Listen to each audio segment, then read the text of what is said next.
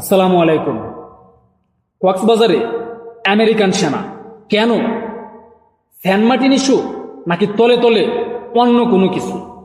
আপনারা কি মনে করেন কমেন্টে জানাবেন। তবে গণমাধ্যমগুলো বলছে যে আমেরিকান সেনাগুলা বাংলাদেশ ফায়ার সার্ভিস কর্মীদেরকে তারা প্রশিক্ষণ দিচ্ছে, কিন্তু বিগত সময়ে এরকম কোনো কার্যকলাপ আমরা দেখতে পাইনি।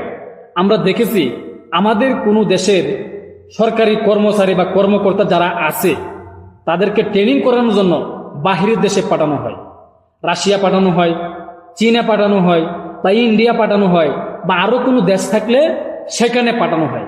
কিন্তু এবার দেখা গেছে ভিন্ন রকম চিত্র, যে কক্সবাজার সমুদ্র বন্দরে দাঁড়িয়ে আছে আমেরিকান সেনা। এখন কেউ কেউ বলছে যে Saint Martin issue, Saint Martin দিয়ে দিয়েছে বা আমার করিডোর দিয়ে দিয়েছে। এখন আপনারা কি মনে করেন যে সেন্ট মার্টিন কি দিয়ে দিয়েছে বা তলে তলে দেশ বিক্রি করে দিচ্ছে? এমন কি কোনো কিছু ঘটতে পারে? কিন্তু গণমাধ্যমগুলো বলতেছে যে তারা ফায়ার সার্ভিস কর্মীদের প্রশিক্ষণ দেওয়ানোর জন্য, ট্রেনিং করানোর জন্য তারা বাংলাদেশে আসছে। কিন্তু বিগত সময়ে আমরা এরকম দৃশ্য দেখি নাই।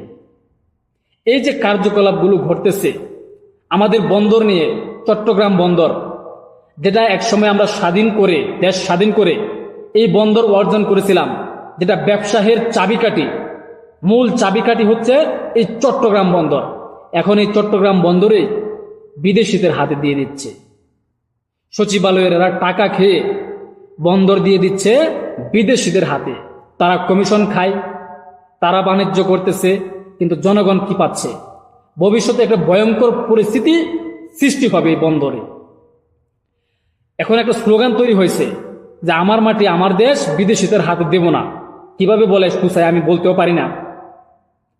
কিন্তু এই যে ঘটনাগুলো ঘটতেছে, ডক্টর মোহাম্মদ ইউনূসের সরকার যে পদক্ষেপগুলো নিতেছে, এটি ভবিষ্যতের জন্য হুমকি স্বরূপ। মানবিক করিডোর, এই করিডোর দিলে দেশে কি পরিস্থিতি হতে পারে এটির একটি প্রমাণ কিন্তু আমরা গতকালকে পেয়েছি। বাংলাদেশ বর্ডার গার্ড বিজিপি তারা কিন্তু মিয়ানমারের এক ট্রাক অস্ত্র তারা আটক করেছে। আর যদি করিডোর দেওয়া হয় সেখানে, তাহলে কি পরিস্থিতি হতে পারে আপনারা একবার চিন্তা করে দেখুন।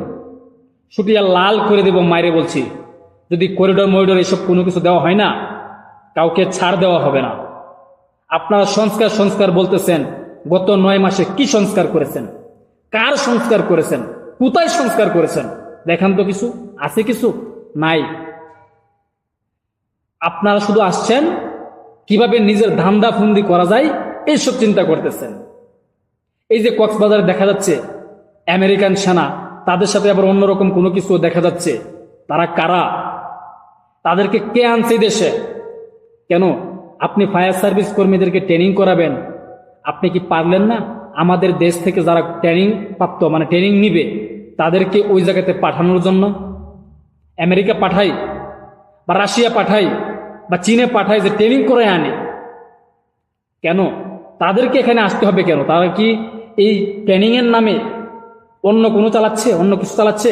যে ট্রেনিং করাতে আসছি, ফাঁক দিয়া বন্দরটা ঘুরে গাইরে দেখি কোন দিক দিয়া কোন চিপায় রাস্তা আছে, এইসব কোনো কিছু ধান্দা করতেছেন?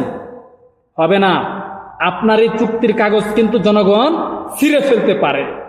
জনগণ কিন্তু জানে যে কিভাবে দেশ রক্ষা করতে হয়। দেখেন নাই বিগত সময়ে কি হয়েছে? এরকম পরিস্থিতি তৈরি করেন না, তাহলে কারো কিন্তু অস্তিত্ব থাকবে না। তো দেখা যাক ডক্টর মোহাম্মদ ইউনূস কি করে, কি পদক্ষেপ নেয়। অপেক্ষায় থাকুন। আসসালামু আলাইকুম।